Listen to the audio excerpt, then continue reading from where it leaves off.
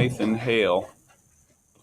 Nathan Hale graduated from Yale University in 1773, joined the American Revolution, and was hanged by the British for espionage in 1776.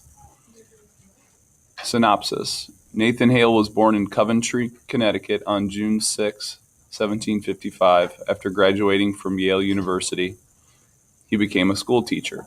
When war began in the American colonies, he joined a Connecticut regiment and was made a captain in 1776. On a secret mission ordered by General George Washington, Hale went behind enemy lines to gather information on the British Army's location.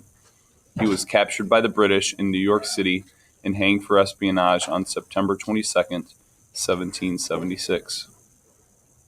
Early life. Nathan Hale was born on June 6, 1755 in Coventry, Connecticut, the second son of Richard and Elizabeth Hale. A prominent family, the Hales were devout Puritans and instilled in their children the importance of hard work, religious virtue, and education. At 14, Nathan was sent off to Yale College with his older brother Enoch, where he excelled in literature and debate. He graduated with honors at age 18 and became a school teacher in East Haddam and later New London, Connecticut. Volunteers in service of his country. In July 1775, Nathan Hale joined the Connecticut militia and was elected first lieutenant. Some accounts say he saw battle during the siege of Boston, while others point out he was still under his teaching obligation. Records do show he was commissioned a captain in General George Washington's army in January 1776. After the British captured Boston, General Washington moved his army to New York, where he expected the next British attack. The Continental Army's defeat at Brooklyn Heights in August 1776 pushed Washington's army into Manhattan and gave the British control of most of Long Island. Washington desperately needed reliable information on the British's next move and began asking for volunteers to cross enemy lines. Secret spy mission. Though spying was not considered honorable for a gentleman, Nathan Hale volunteered, perhaps out of a sense of duty or because he hadn't seen military action up to then. In any case, he was fully aware of the danger. Spies were considered illegal combatants and quickly executed. Nathan Hale left the American lines at Harlem Heights on September 12, 1776, posing as an itinerant teacher. He traveled to Norwalk, Connecticut, where he took passage across Long Island Sound and landed in Huntington, Long Island. He most likely spent a few days in Huntington, impersonating as a teacher looking for work.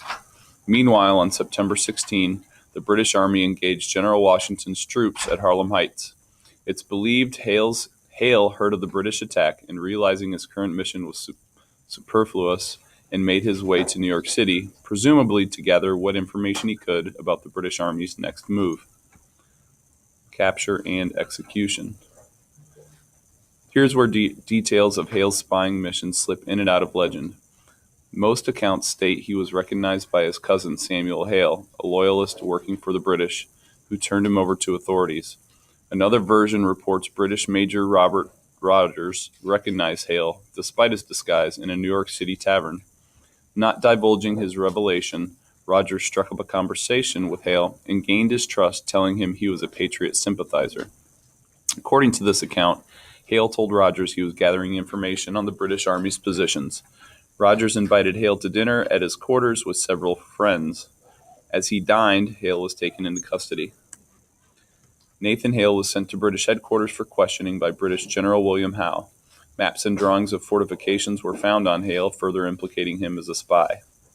He provided his name, rank, and reason he was behind the British lines. In quick succession, execution orders were issued by Howe, and Hale was hung the morning of September 22nd, 1776.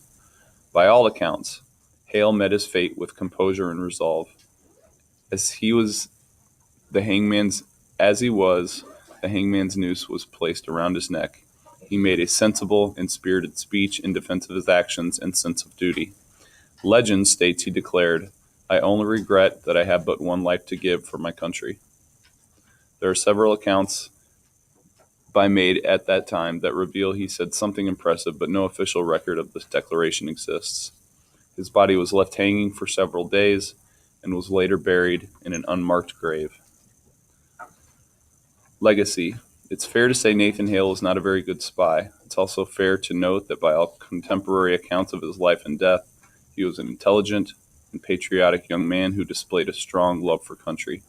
After his death, his loyal friends and an anxious American public looking for heroes transformed this young neophyte warrior into a symbol of self-sacrifice and martyrdom.